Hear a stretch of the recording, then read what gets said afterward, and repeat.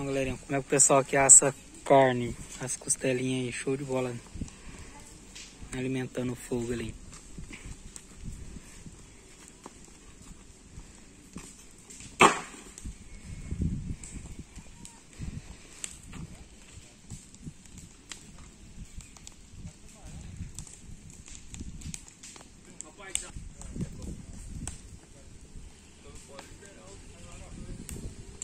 Chama fogo aí, quase uns 500 graus aí, ó, também.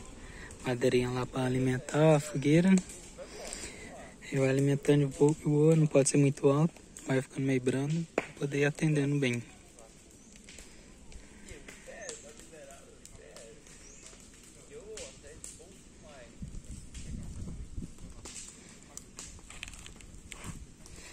Aqui onde que eu tô já, os 4 metros tá alto, quente a temperatura, hein.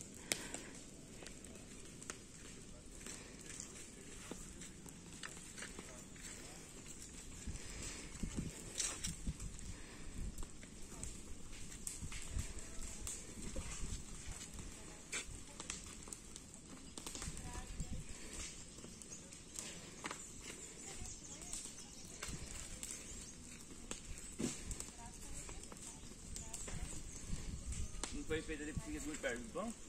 Não fez ali porque fica muito perto do pão? Eu falei que eu ia telefonar umas 4 ali. Mexeram na fiação tudinho, né?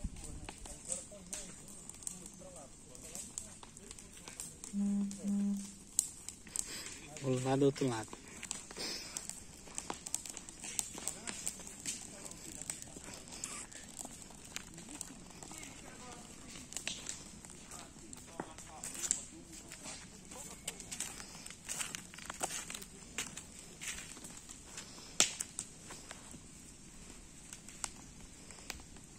Tem mais a gordurinha desse lado, e do outro lado lá tá mais os ossos.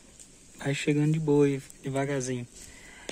Foi colocado um meio-dia, vai ficar pronto lá para umas 7 horas da noite. Galera, já inscreva no canal, deixa o like, isso é muito importante para nós, fortalece demais, beleza? E lá atrás, lá, ó, tem outra churrasqueira também, onde que tá... Vai ser as peças mais nobres lá, e aqui tá a costela. Daqui a pouco eu vou fazer uma filmagem lá, onde que vai ser assada a carne, para vocês verem.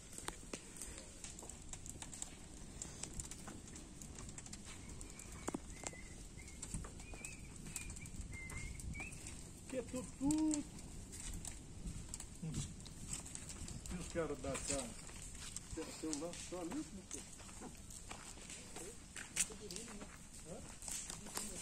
Lá não vai ser assada a carne e aqui tá a costela. Tá, tem quase 2 horas que tá aí. Show de bola.